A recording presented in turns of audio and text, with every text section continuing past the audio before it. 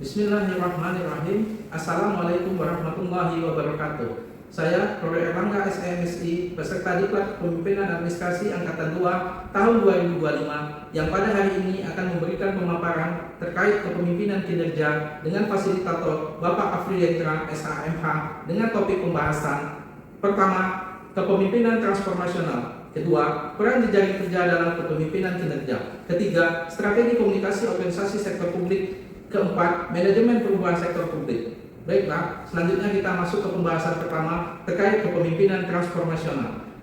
Kepemimpinan transformasional adalah gaya kepemimpinan yang berfokus pada menginspirasi, memotivasi, memberdayakan anggota organisasi agar mampu melampaui kepentingan pribadi demi tercapaian tujuan bersama. Seorang pemimpin transformasional tidak hanya mengarahkan tetapi juga berperan sebagai agen perubahan yang mendorong inovasi, kreativitas, serta komitmen jangka panjang dari pengikutnya.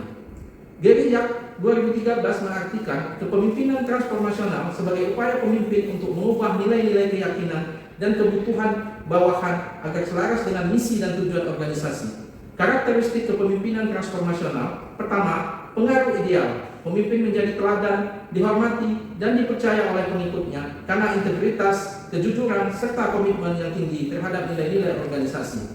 Kedua, motivasi inspirasi. Pemimpin mampu memberikan visi yang jelas, penuh semangat, dan membangkitkan optimisme sehingga mendorong pengikut untuk mencapai tujuan bersama. Ketiga, stimulasi intelektual. Pemimpin mendorong kreativitas, inovasi, dan pemikiran kritis terhadap status quo. Keempat, pertimbangan individual. Pemimpin memberikan perhatian pribadi kepada setiap individu, memahami kebutuhan unik bawahan, serta membantu pengembangan potensi mereka. Selain karakteristik utama tersebut, kepemimpinan transformasional juga memiliki ciri-ciri sebagai berikut. Pertama, berorientasi pada visi jangka panjang. Pemimpin transformasional menekankan pentingnya arah strategis dan tujuan berkelanjutan berorganisasi, bukan hanya hasil jangka pendek.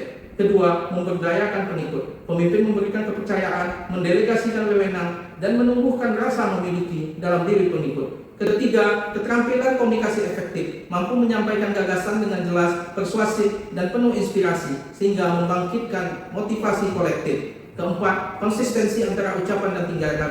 Pemimpin menunjukkan integritas dengan keselarasan perkataan dan perilaku sehari-hari. 5. Mendorong kolaborasi dan kerja tim. Pemimpin menciptakan lingkungan kerja yang harmonis, mengurangi konflik, dan meningkatkan kerjasama.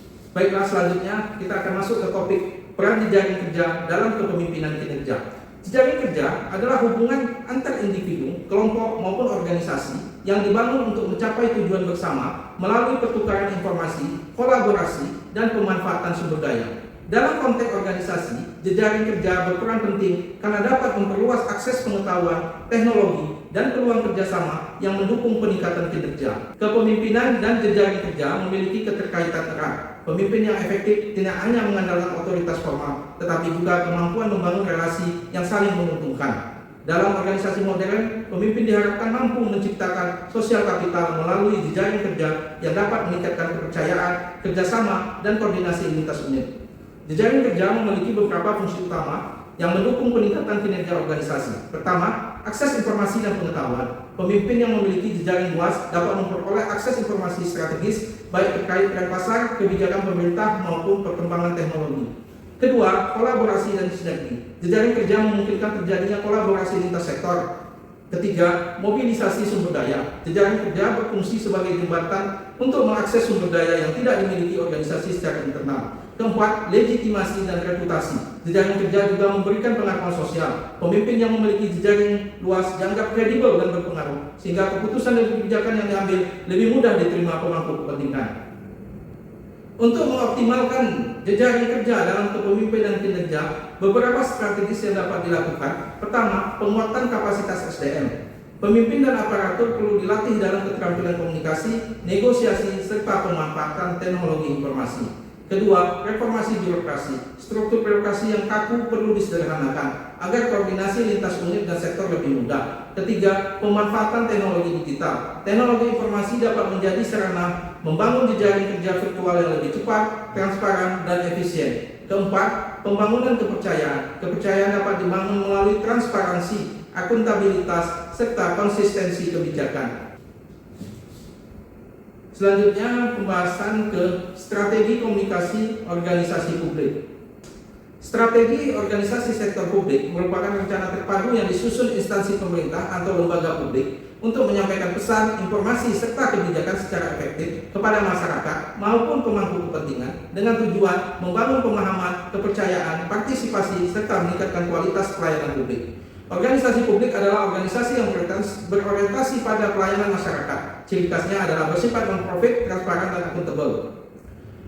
Tantangan dalam strategi komunikasi organisasi sektor publik biasanya cukup kompleks karena sektor publik memiliki karakteristik berbeda dengan sektor swasta. Berikut beberapa tantangan yang dihadapi oleh organisasi sektor publik, yaitu: pertama, birokrasi yang kaku. Proses komunikasi seringkali terhambat oleh hierarki dan aturan formal sehingga informasi bisa lambat sampai ke publik karena melewati banyak tahapan persetujuan.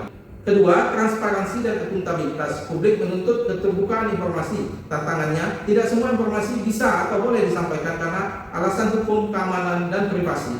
Ketiga, kredibilitas dan kepercayaan publik. Tingkat kepercayaan masyarakat terhadap institusi publik sering rendah karena isu korupsi, inefisiensi, atau pelayanan yang kurang memuaskan. Komunikasi harus bisa membangun kembali kepercayaan itu. Keempat, kompleksitas audien. Masyarakat terdiri dari berbagai lapisan sosial, ekonomi, budaya, serta tingkat literasi digital yang berbeda-beda. Pesan komunikasi harus disesuaikan agar efektif. Kelima, tuntutan partisipasi publik. Era digital menuntut pemerintah lebih terbuka terhadap aspirasi warga. Tantangannya adalah mengelola arus opini yang sangat deras, termasuk kritikan tajam dan hoax. Selanjutnya, kita akan masuk ke topik manajemen perubahan sektor publik. Manajemen perubahan sektor publik adalah serangkaian upaya terstruktur untuk melakukan transformasi dalam organisasi publik agar lebih efektif, efisien, dan responsif terhadap kebutuhan masyarakat. Tujuan manajemen perubahan di sektor publik pada dasarnya adalah memastikan bahwa proses perubahan yang terjadi dalam organisasi pemerintahan berjalan terarah, efektif, dan diterima oleh seluruh pemangku kepentingan. Sekian penyampaian hari ini dari saya. Wassalamualaikum warahmatullahi wabarakatuh.